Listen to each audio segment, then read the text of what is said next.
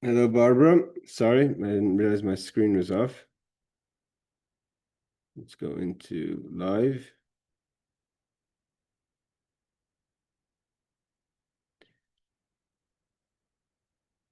And let's bring up the Shulchan Aruch.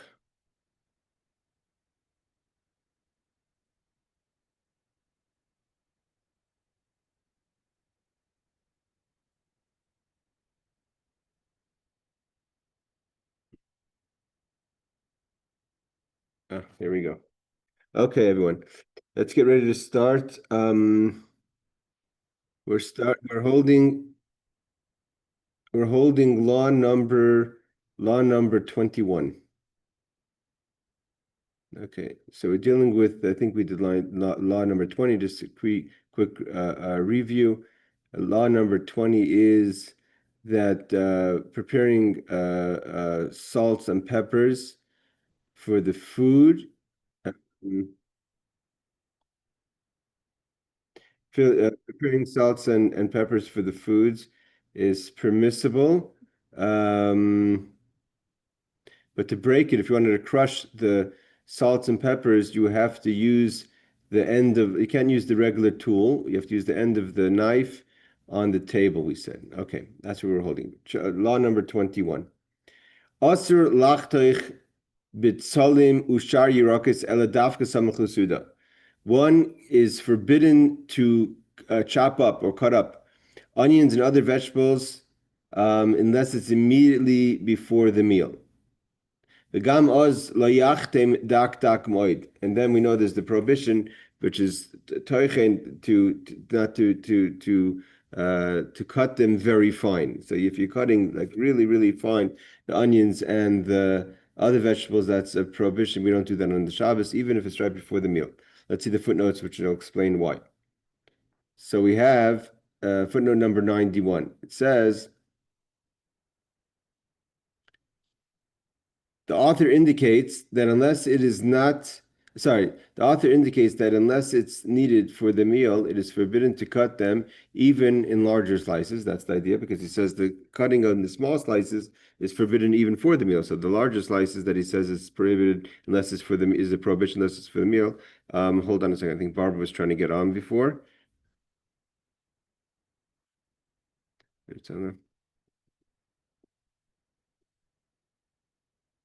Rebecca, is my sound coming over? Yes, I hear Oh. you just fine. So it says, thank you. So it says that number 91, he says that the Kitzur Shulchan Aruch, the author, meaning the Kitzur Shulchan Aruch, indicates that unless it's needed for the meal, it's forbidden to cut them even in large slices. We're talking about onions and vegetables. Later poskim, others mean not poskim, not who differ from the ruling of the Kitzur, maintain that cutting vegetables is not considered grinding unless it's done very fine Igros Moshe. So Igros Moshe, which is Rav Moshe Feinstein, Zitzal says that the cutting of vegetables is the problem of the idea of so to say grinding is only if you're going to do it very fine. But if you're cutting large slices of onions or vegetables, it's not a problem. So therefore, it doesn't have to be right before the meal, like the Kitzur seems to indicate. Footnote number 92. Okay, we're talking about if it's immediately before the meal, and even then they should not cut them very fine. So let's understand the prohibition or the issue of cutting vegetables fine. However, the Ramon 321:12. Magen Avram Pri Megadim Vilna Gaon Shulchan Aruch Harav, meaning the Alter Rebbe, Mishnah Berurah, and Aruch Shulchan. These are all different variety of poskin. Maintain that it's permitted to cut them very fine before the meal. So they disagree with the Kitzur. So it seems from footnote number 91, Harav Moshe Feinstein says that even to cut vegetables in large pieces before the meal is not a problem. But before the meal, even before the meal is not a problem.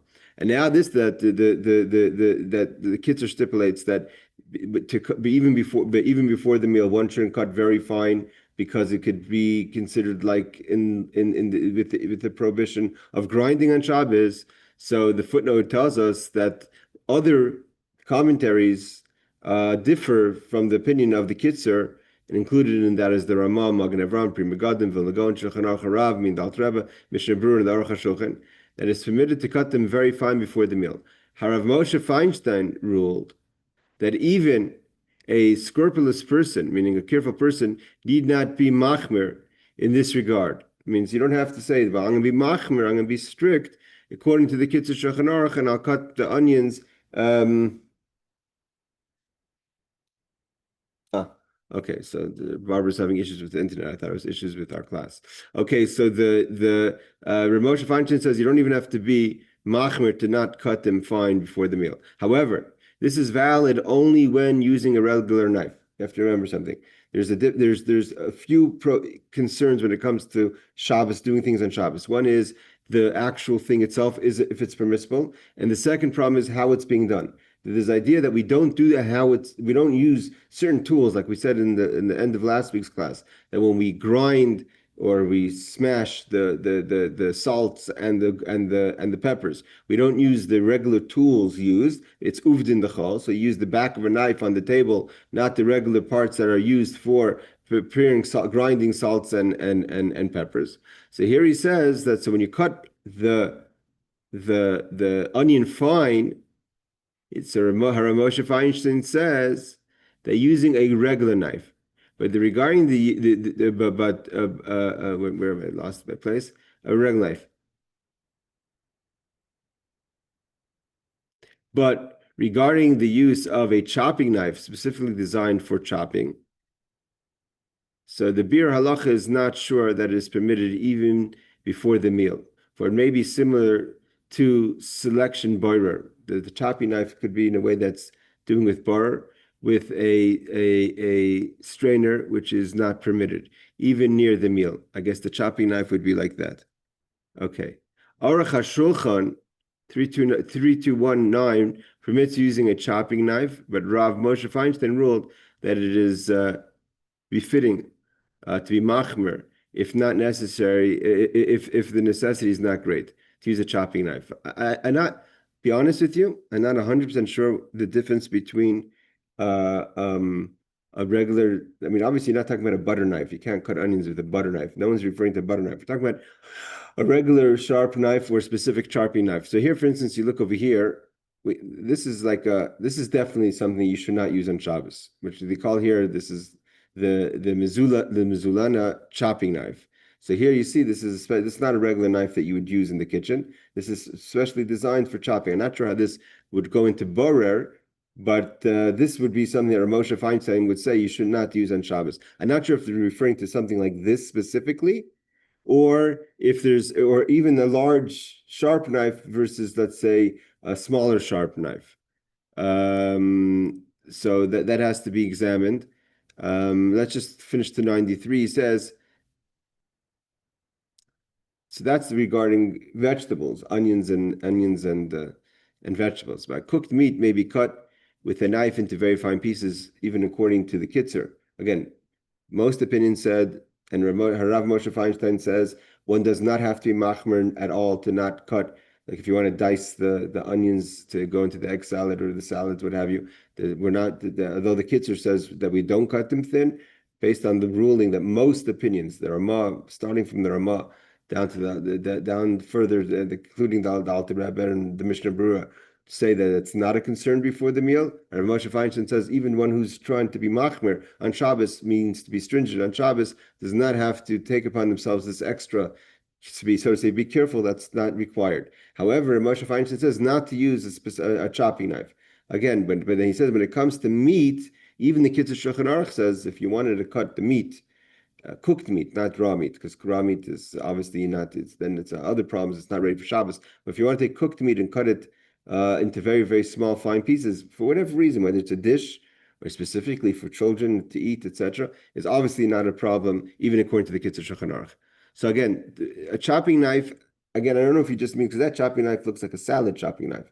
I don't know if someone would use that kind of knife. I showed a picture from before, this one over here, for onions, or possibly, I guess old knife could be used for onions as well. So that Rav Moshe Feinstein says a knife like this you shouldn't, or it could even mean he means a large special kitchen knife. I think I brought up. I wanted to bring up a little bit of something I prepared about tochen. What's the law after this? The law after that is ma'abed. So let's just cover a little bit of tochen. Tochen is the laws of grounding.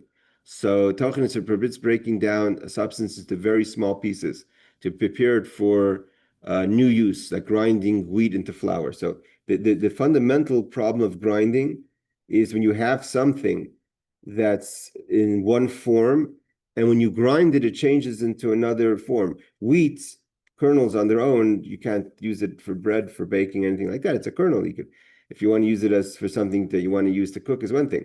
But once you turn it into flour, now it becomes flour. It becomes something you can bake with, right? So you're changing it. The idea of tochen is it's being changed. So therefore, when we talk about an onion, chopping onion fine, it's obviously not changing the onion. It's not becoming a different product, or even chopping, or even the salts and the peppers from last week. Doesn't really, it just changes that it could be used in a better way, but not that it becomes wheat to flour. So the real prohibition is the wheat to flour, where it changes what it can be done.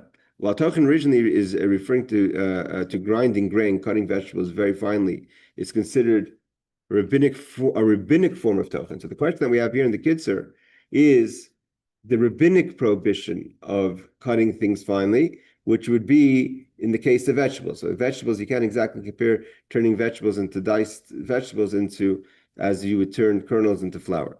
But let's just go a little quickly over here. Cutting onions and other vegetables finely on Shabbos. So this is the question that we had in the Kitzur.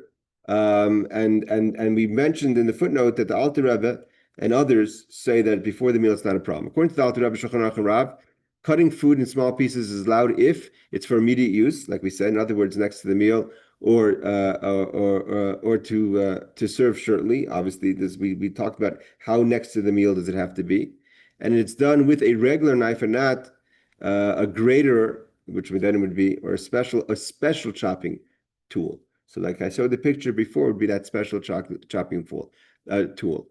Not permitted is cutting extremely fine, like minced onions, even with a knife, can be a problem, especially if done in advance for not immediate use. That's what we said a problem. If it's cut very finely, as small as one would for a salad or dip.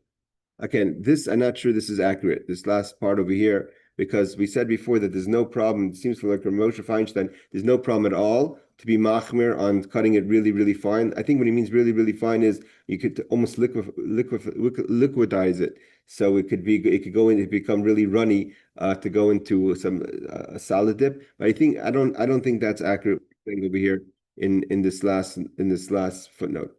He brings down Rav Farkash's in Bir Halacha, Shabbos Halacha. He says, the finer you cut, the more it resembles grinding. So you should be a little more careful. Therefore, mincing or finely chopping is greatly, in general, is not allowed even for immediate use. Again, I have to check if this footnote is accurate, because it seems from the footnote on the Shulchan Aruch that we learned that there's no concern at all with cutting it finely as long as you don't use a chopping knife. Okay, coarsely chopped is more leniently permitted if it's used immediately. Coarsely, okay, coarsely chopping. He advises to cut it in a way that is clearly different from a weekday food prep to avoid confusion. Okay, the idea of not doing uvdin lachal. So let's just see the chart here. So he says coarse slices for immediate use, yes. Later use, no's. Again, that's not 100% clear. Fine chopping, in other words, minced onions, yes. Later use, no. Very fine, like for dips. So this very fine part, I'm not sure if that's to be more stringent than what we said. The difference between fine chopping and very fine, I have to check the actual text of Rabbi Farkash to see if that's accurate. So we have to get back on the very, very fine. But it seems like from what they said, the footnote on 91 or 92 doesn't seem to agree with that. Tips for doing it correctly in Shabbos. Right before the meal, in other words, right before Shabbos lunch, use a normal kitchen knife. Avoid using food processor, grater, or any specialized cutter. Cut into larger, noticeable pieces if possible, but that's again, Rav Moshe Feinstein says we do not have to be careful with that. If you want to make a dip like tchina with onions, prepare it before Shabbos, or keep the onions coarsely chopped. Okay, the difference between very fine, what he says over here, very fine and fine. I'm not sure from the footnotes if that's that this summary that I prepared together from the internet is accurate. Okay, let's go further. Any questions on these laws? Okay, otherwise let's move forward. Now we're going into the laws. We're covering the question of the laws of salting, where salting could be considered ibud, ma'abid, like, tanning something. So he says, Davar shamelech poil boilirachechoi. There's a difference between salting for taste and salting for texture. So here we're talking about salting for texture. So Davar shamelech poil boilirachechoi, that the salt will make it softer. The salt works the product here.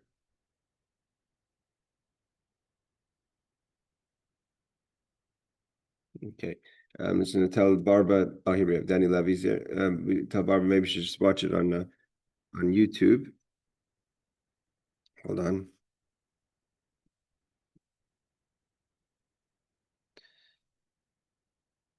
Okay. So davar shamelech poel be'lerachcha. If you have salt and the salt, you're salting it for texture to soften the texture. Oy lahafik charifasai, or to make it less sharp. To bring, so the salt actually will kind of work the food in the other direction to make it less harifa. So it's changing the food. It's not a taste question, it's a quality question. So that's a prohibition. One is not allowed to do that on Shabbos, because then it's like ma'abed, then it's like you're working something. So it's not, again, there's a difference between dressing a salad. For instance, he's going to give an example now that I guess I'm not familiar with this, but I guess maybe he means like pickling. But there's idea of salting the cucumbers for texture and salting the cucumbers for salad, like cucumber salad.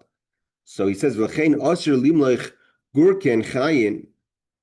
So therefore he says it's forbidden to salt raw cucumbers. Gurken is cucumbers. V'chein tznoin oibitzalim, or radishes and onions, limloyach, because the salting here is not for taste but for texture or to lessen its sharpness. So again, it's not like just dressing the salad. Even if you're doing it right now for the meal, if you want to soften it, you just kind of dip it into the salt and eat it, but you can't make a dish to soften it. But if you have cooked eggs or meat and you want to salt it, the idea is not that you're not salting the meat after it's been cooked, not before it's been cooked. After it's been cooked, some people, for instance, before you cook food. So in kosher, we don't do it because we salt our food, our meats right before kosher. Before, when we kosher when we get our prepare our meats for eating kosher, and even in the weekday, we have to salt to take out the blood. But others, when they salt meat before a barbecue or before they cook the meat, they salt it also for the texture, not because they don't have the processing of salt that Jewish people have in kosher. That's why we call it the kosher salt, right? So they'll also apply salt, the kosher salt, to help with the texture. So the steak should kind of should be available to give out its flavor better. But here we're talking about just the salt to give a taste of salt, which has a better taste. So to salt something for taste, that's obviously not a problem. So if you have cooked meats or cooked eggs, you don't want to eat salt, egg salad, eat salt, it's not a problem. The same thing would apply to salad, etc. For the meal now, again, we don't prepare for a later meal, but for something now that you're preparing in the time frame that's allowed before a meal, to do that is not a problem. But to leave it for the next meal is a problem.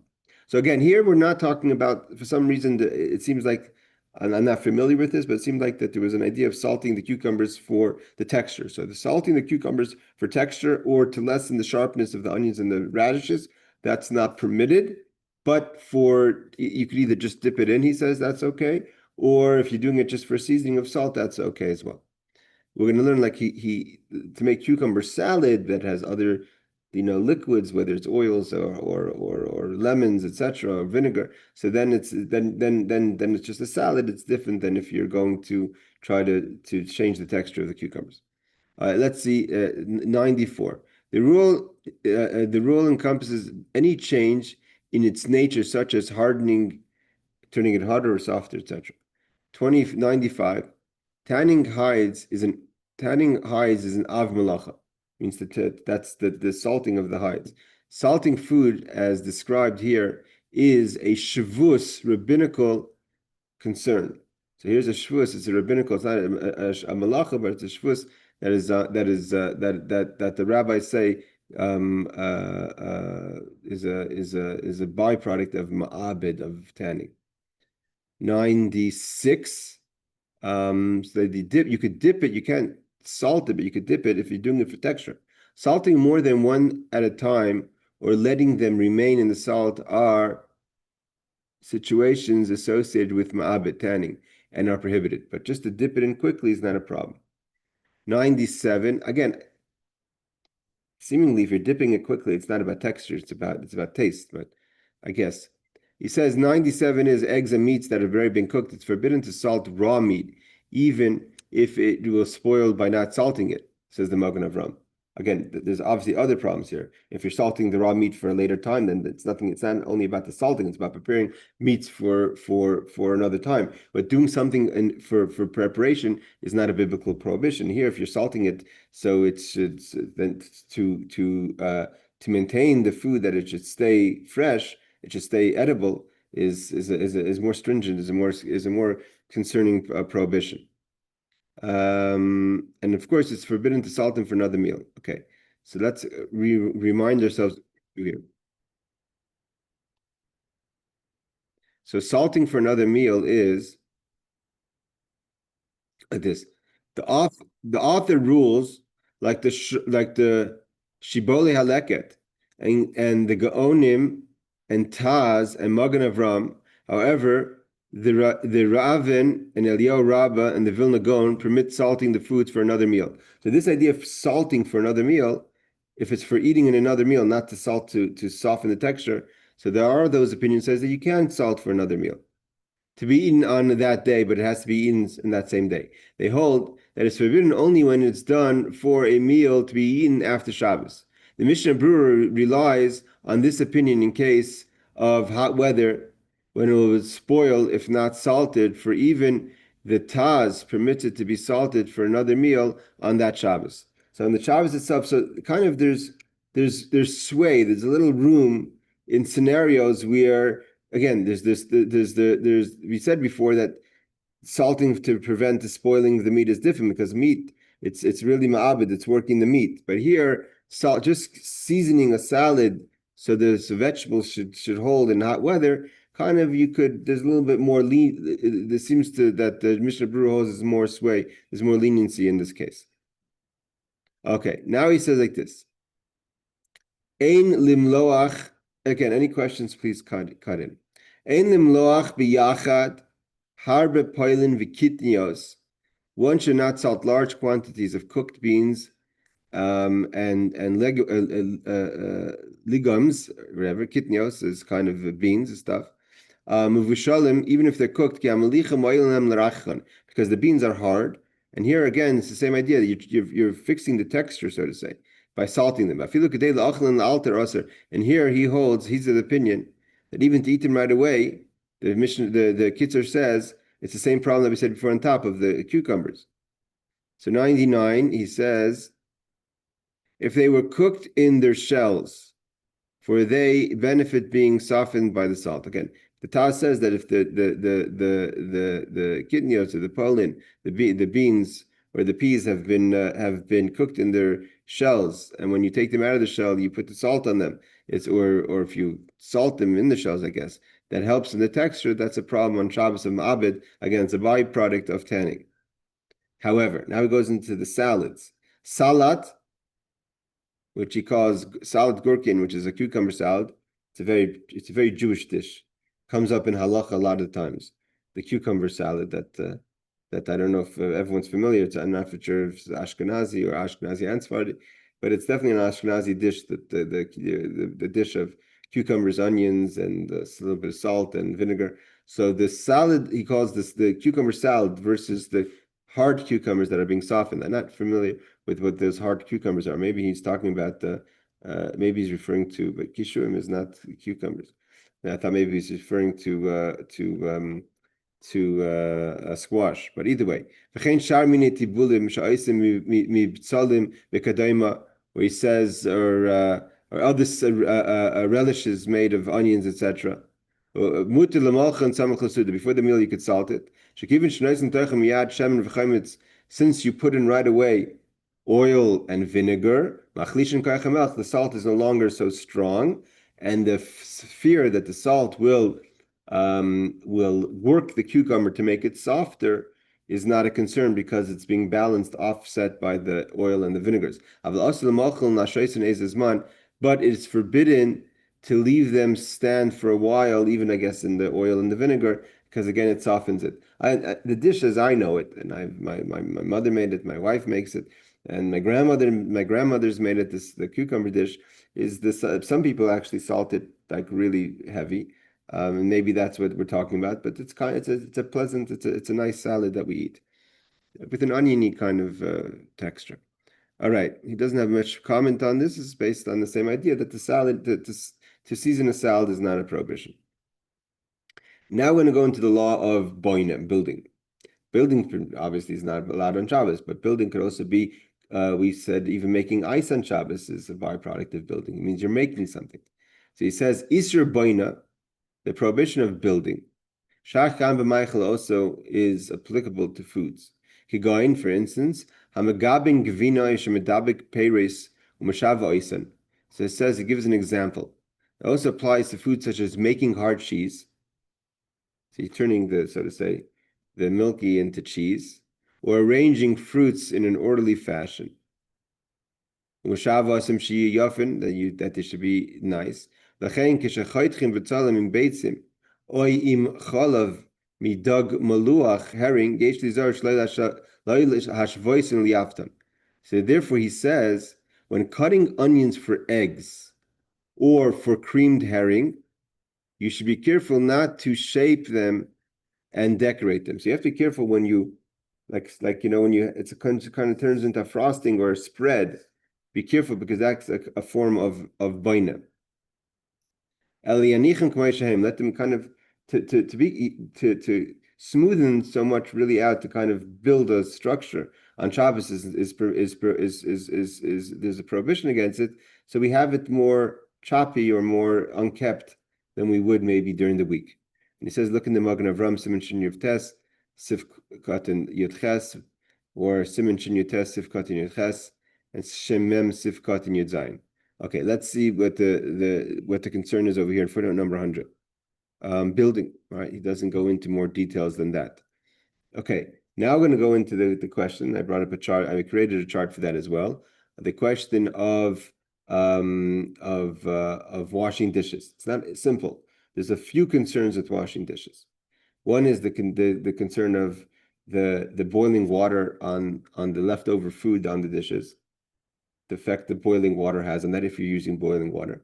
The other one is the form of the kind of detergents you would possibly think of using, and the third one is of course the drying. And the question the drying is the liquids, the waters, and also the sponges. We're not allowed to squeeze on Shabbos, so what kind of sponges could be used on Shabbos?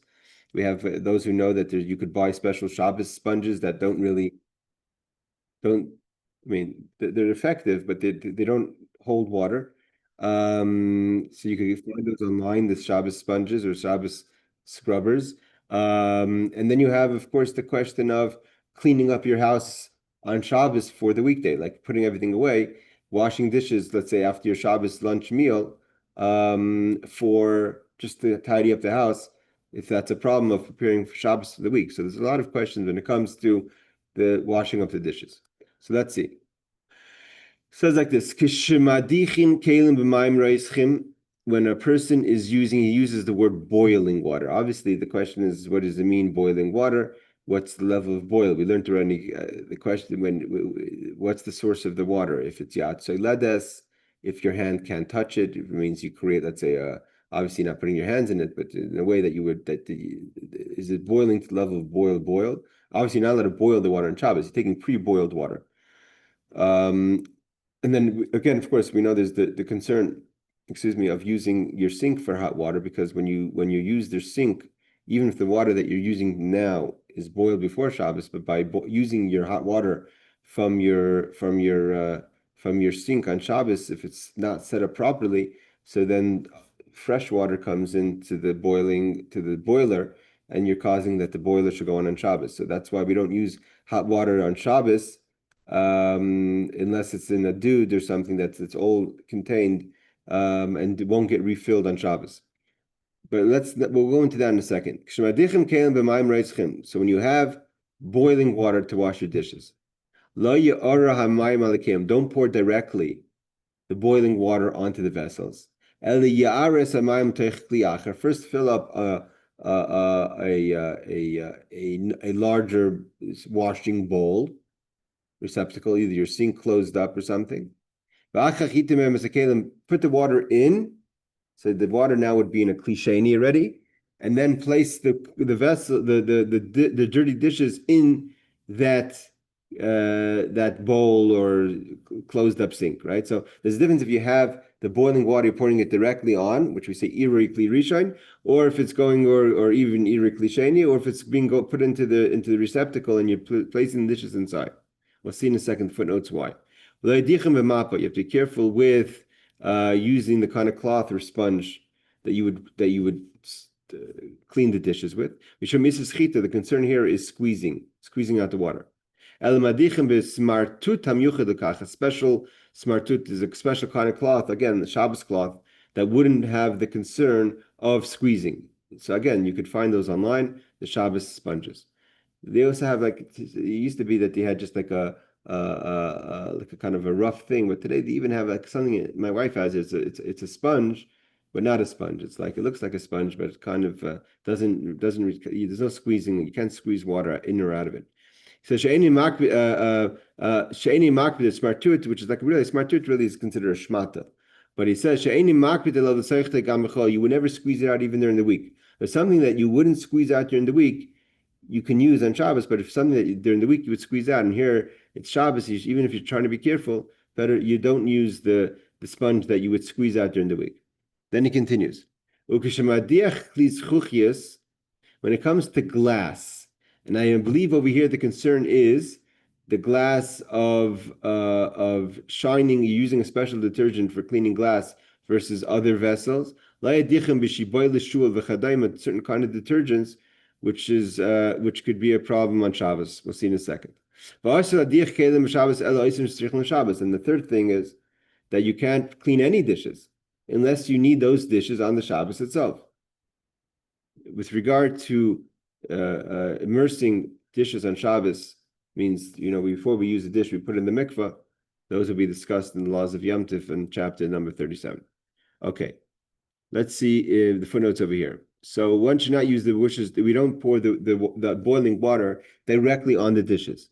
It says the Magen Avraham 25341 rule that only if there are congealed fats on the plate, it is forbidden to pour boiling water on them. The problem is that by pouring the boiling water on the congealed fats, is like we talked about before, of turning the congealed fat into running fat, and then you're kind of changing the form. You're not allowed to do that on Shabbos. So that's only if the plates are dirty with let's say chicken fat or what have you. It is forbidden to pour boiling water on them, because this will cause the fats to melt, which is noiled, which is called giving birth or changing something. See machsa shekel. Perhaps the Kitzur Shulchan Aruch ruled not to pour boiling water on dirty dishes because it could possibly be a violation. Be a violation by cooking the liquid or food that is left on the plate.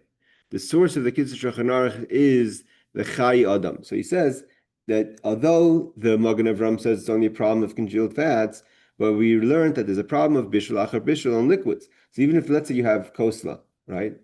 So you have coleslaw on your plate, and the coleslaw has a sauce, a liquid, and now you're pouring boiled water, so you're boiling the liquid of this, the liquid of the coleslaw or the salad or the salad dressing that's liquidized. So he's saying could be the Kitzur is not only concerned about congealed fats. Congealed fats is a question of noiled. You're turning the solid into a runny, which is considered a prohibition on Shabbos. But the liquids can be boiled again because the liquid yesh bishlach bishul b'davrlach. So therefore, the problem is that you're going to turn the liquids into something. You're cooking the liquids. Okay. Footnote number 102 talks about the Magen Avram and over here, according to the Mishnah Berurah, even if you need only 1 cup, you are permitted to wash a number of them. So he says the Mishnah Berurah holds a leniency. Let's say, I'll give an example. Let's say you have a large group on Friday night of, let's say, 5 or 10 guests. And the next day you're eating alone, so you have less people. So the question is, if I'm washing up my dishes from Friday night meal, and the truth is I have 6 sets of dishes from the meal, and now I'm only going to use 1 set of dishes or 2 sets of dishes. Am I allowed to wash 6 sets of dishes? Or am I allowed to wash only the 2 that I need for the second meal? So he says, the Mishnah Berurah says that even if you're just using 1 cup of the dirty dishes, kind of everything falls into place. It's not considered like you're preparing for Shabbos because you anyways have to wash 1 dish. So once you're washing 1 dish, you can already wash up the rest of the dishes. There is a talk about a person whose Shabbos gets disrupted by dirty dishes, right? Some people just can't stand the sink full of dishes. So my mother always is very careful. She just stacks the dishes and kind of puts it to the corner. So you want to maintain a nice presence in the kitchen on Shabbos. You could do it also, you don't have to just throw the dishes on the counter or in the sink and make a balagan. You can organize it, but put it away for to be washed later after Shabbos. But there's some people who say that if it's in a situation where mamish disrupts your menucha, you're able to enjoy the Shabbos, there could be leniency for that. Before I open up the questions, I want to bring up a chart I put together. Again, these charts are being put together from the internet, so I'm a little cautious to use them. Like we said before about the dicing, I have to check if the thin dicing for salads really Rabbi Farkash holds that's not allowed based on what we said. The Alter Rebbe says he's not concerned to chop lightly. But let's see over here about when it comes to the washing of the dishes. Okay, so we have details presenting the halachas of washing and drying dishes on Shabbos according to the Alter Rebbe and Rabbi Farkash. Rabbi Farkash is the Shabbos halacha. This includes the relevant principles and conditions and practical applications.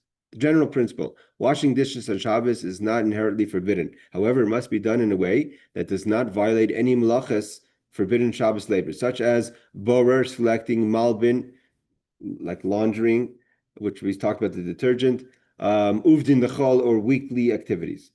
He said like this: when is it permitted to wash dishes? Washing dishes is needed for the same Shabbos, like we said before. If you need the dishes for the same Shabbos, and we learned that the Mishnah Berurah says even if you just need one part of the dishes for that Shabbos, allowed when you need them for another Shabbos meal, in other words, lunch or Suda Shlishis, 3rd meal.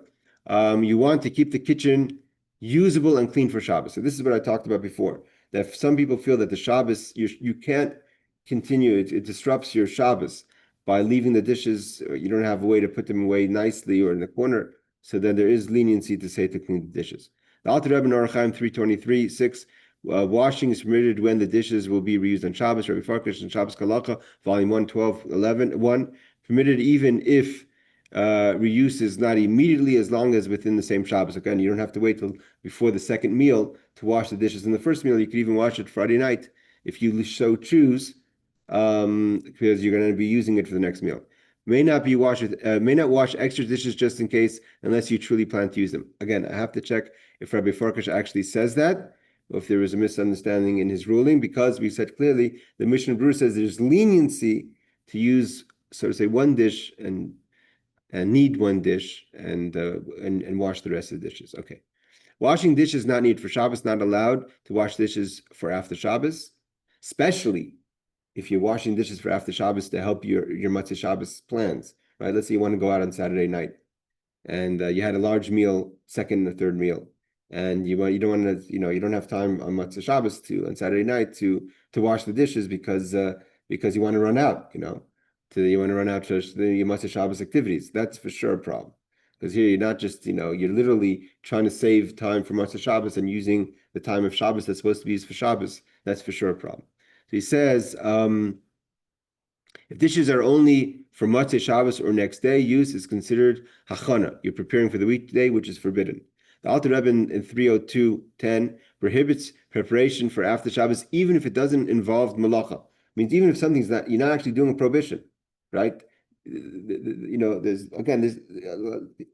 people have this idea about making the bed on Shabbos. So making a bed on Shabbos, if you're making it because you want to have it prepared for the next day, there's differences between preparing something or the pleasant. It's not pleasant that your bedroom is messed up on Shabbos. So part of the menuch of Shabbos is that your bed is made, right? Rabbi Farkash, washing for post Shabbos is only permitted if there's a real Shabbos benefit. In other words, strong smell or mess will bother you. Again, if the mess is bothering you, so then it's about Shabbos. It's not about Motzei Shabbos. If your sink is full, allowed to wash even if unsure dishes will be reused if, again, the mess smell is disturbing the Oneg Shabbos. If your Shabbos enjoyment is being disrupted by the dirty mess, then that's a part of Shabbos. The kitchen becomes unusable due to the pileup. Right? Farkash in 12:3, you may rely on this leniency if the mess affects your Shabbos atmosphere and causes discomfort. Method of washing. Okay. How to do it properly. Use cold or warm water. We talked about the idea of the boiling water, which could be a problem of recooking the liquids or the congealed fats. Heated before Shabbos. Again, the hot water has to be heated before Shabbos. Hot water from a boiler or water heater that heats on demand, because when you use the hot water, that would be a typical sink, right? It's forbidden due to cooking issues because you're causing the water to reboil. Allowed use of sponge or brush not designated for weekday use. It is if it's not absorbent. In other words, synthetic plastic brush, so that the water doesn't go into it. Like I said, there's certain Shabbos brushes.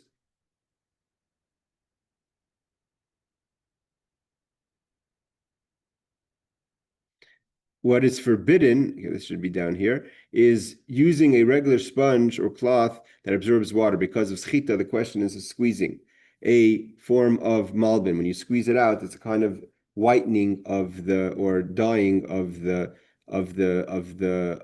issue here. That means he says that the issue of squeezing out is when you wash your clothing and you hang it out to dry, you squeeze it out. So it's part of clean, like malbin is an intense cleaning. That's a problem. That's why we don't squeeze out on Shabbos. The Alter Rebbe says that taking out the liquids from something that's absorbed, taken on like a sponge, is a Torah prohibition. Farkash says, use non-absorbent tools, plastic brushes. Better to designate a brush for Shabbos use only to avoid weekday fil uvdin l'chol. So Reb Farkash adds that even if during the week you use something that would be permitted on Shabbos, you should still have a Shabbos sponge, a Shabbos permitted sponge specifically for Shabbos. So it's not like you're just doing the weekday things. It's kind of special for Shabbos. That's an interesting extra over here. Using soap or detergents permitted, liquid soap, the regular wash-up soap is not a problem. Or dish detergent that pours easily. Solid bar soap and thick paste soap, which when we talked about that the Kitzur Shulchan Aruch said not to use on glass, is not permitted due to mimarech. It's smearing. We said smearing is also a problem on Shabbos, which is forbidden. Rabbi Farkash says that liquid soap, 12:7 says liquid soap is fine, but thick or pasty, again, repeats, substance should be avoided. Okay, now the question of drying on Shabbos. Drying again comes to schita. When you dry the towel, you may squeeze out the towel. It says drying dishes on Shabbos allowed. Let dishes to air dry. Just put it on the just they have those plastic things that you could put your dishes in. Use paper towels or non-absorbent cloth that won't lead to squeezing. The reason why it says paper towels could be permitted to dry. Interesting. Let's say you don't have time for air dry. You need to use the dish. You need to use the dish, but you need it dry. So then the problem of drying with a towel is because if it's a reusable towel, you're going to squeeze it out, and then you'll be malbin, you're going to be whitening, whatever, it's a form of whitening. So that's a problem. But if you're using disposables like a paper towel, so a paper towel doesn't have the concern of squeezing out because you're just going to dry it and throw it out. So then it's not a problem. When is it forbidden using absorbent cloths or towels? There's a risk of schita, of squeezing. The Alter Rebbe says in 301:59, using absorbent materials that will get wet and be squeezed is not allowed. Rabbi Farkash says again, if absolutely needed, in other words, guest use, dry carefully with a cloth that is already damp, not dry, and don't squeeze. Okay, so here Rabbi Farkash, again, I have to check if this is accurate, but he says that Rabbi Farkash advises that if you have something that's already damp, so you're not really totally drying it, and you're not causing it to become wet, be careful not to squeeze it. I guess they're talking about a case where you do not have disposable available towels around. Using a dishwasher on Shabbos, obviously not permitted under any condition, involves electricity and often heats water, even if programmed before Shabbos, which is what Aaron was talking about last week. Certain machinery that's programmed for Shabbos may involve additional melachos, noise, lights, sensors. So you have to, again, even some people want to stack their dishwasher on Shabbos as a way just to air dry, so to say, or just to stack it to get ready. Again, that's also you have to be careful. If you're preparing for Motzei Shabbos, to stack the dishwasher is also a problem. But let's say you're stacking in a way that's permissible, you have to be very careful. Most of electronics today have the sensors that as soon as you open them, some sort of light or something triggers. So there you have to be careful about that as well. Both authorities agree dishwashers are a weekday appliance and should not be used. So there's again the problem of uvdin lachol. Let's do a summary table again. And these charts we have to take with a grain of salt. Washing dishes needed for Shabbos permitted must be for later use on Shabbos or for cleanliness. Oneg, it helps in your oneg Shabbos. Hold on, Barbara. Let's just finish the summary. Washing dishes for after Shabbos never allowed unless odor and mess affects current Shabbos enjoyment. Using a sponge, unless it's non-absorbent, is not allowed. Plastic. Using soap is allowed if it's liquid or non-thick kind of bar, I guess. Drying on it with a towel is not allowed unless the towel is already damp, used very carefully. Drying with paper towel if done gently. So you don't squeeze it when you're doing it. Dishwasher is never allowed because even with a timer. Yes, Barbara. You're on mute, Barbara. There. Am I off mute? Okay. Yeah, now I hear you. Start again.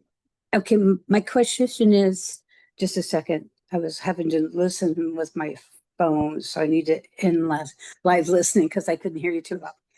My question is, now, I don't use my dishwasher on Shabbat, but I'll put the dirty dishes in there. Can I do that?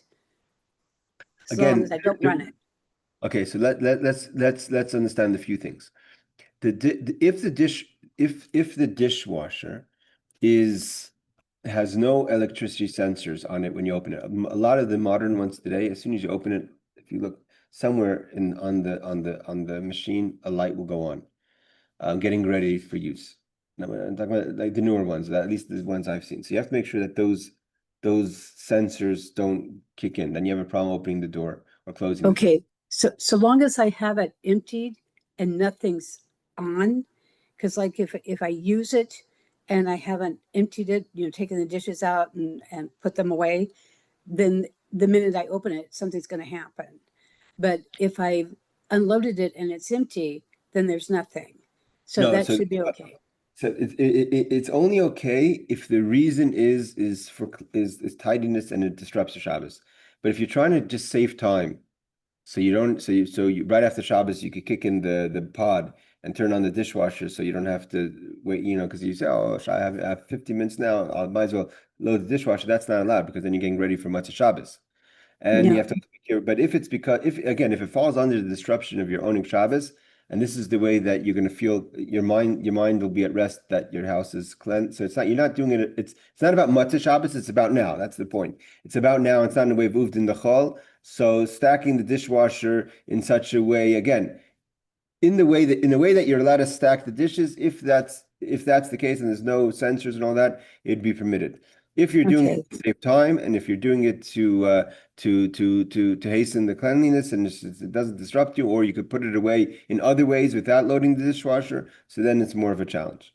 No, it's more, I just don't like looking at the mess. Exactly. So it's like I said, my mother puts it in the corner and covers it with towels. But if that also, disrupts you or takes up space that you need, so then to load the dishwasher in such a way where it's basically just making your own Shabbos. But you have to be careful in all the ways of, people load the dishwasher. When you load the dishwasher, you're loading it. You're already half washing it, so you're rinsing them before rinse, and then you're putting in. So you don't want to put food into the dishwasher again. So if it has to come into, if it's going to cause smell or if it's going to cause a lack of oneg of enjoyment of the Shabbos. I get it. A lot of people do load the dishwasher, but it has to be done with the right intentions. Okay, Rebecca. and then I have a question go about the salt right quick. The salt, when you're talking about, that's just on Shabbat. That's not during the week, right? About That's what? just like you're talking about the salt and how that could be, I mean, it's the equivalent of tanning, putting salt on a hide. This is only on Shabbat that the salt. Yeah. This is a problem with Shabbat.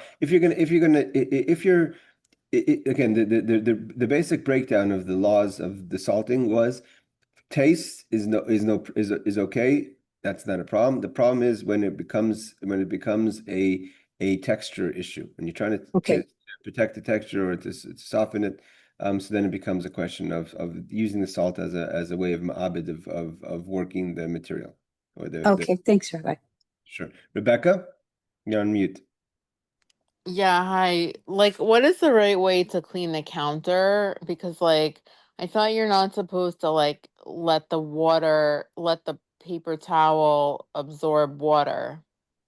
So again, if you could, if you have what you have, let's say you have a kosher sponge, right? That's not squeezing, and you have those things they have like the window washers that you could kind of just scrape the water into the sink. That's your best way. If you want to dry it, so the rule that we have with the dishes would apply to the counter, either with a damp towel. So you're not really drying it 100%, and you need to be careful not to squeeze it, or to use lightly the paper towel, so you shouldn't squeeze it. The problem is the squeezing. Wait, but I thought you can't let a paper towel get, like, fully absorbed with water. Is that not the problem? The problem is if when it gets fully absorbed with water, then you're going to squeeze it out when you take it, when you touch it. The problem is the squeezing of it, the schita. Okay. So So if what if you don't squeeze it? What if you just so let that's the so that he's saying that if you're gonna just um uh, uh uh use it quickly and throw it out in the garbage, and you're careful not to squeeze it, it's not a problem. Or if you use a Okay. wet towel that's already wet, damp, it doesn't say wet, a damp towel, and you're going to dampen it a little more and be very careful not to squeeze it. The problem is the squeezing. And if it's a reusable towel, so people will squeeze out a reusable towel. If it's a disposable, so it's not a problem because it's disposable. However, even disposable, you have to be careful that it's done in such a way that while you're disposing it, you're not going to be squeezing it. Okay. Thank you so much. Sure. Okay, everyone. I think unless you have any last questions, because the next law I'm going to go into is the laws of kind of how does it work, when you have Gentiles doing indirect things on Shabbos, could you kind of can you kind of jump into Melachos Shabbos where you have for instance the laws of back in the day where the heater, kind of the house heater, could be used as an oven or stove to heat food.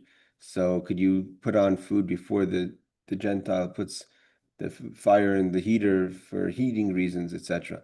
That we'll get into next week. I think we covered some good issues this week, and Be'ez Hashem, we'll continue next week. Any other last questions before we jump off?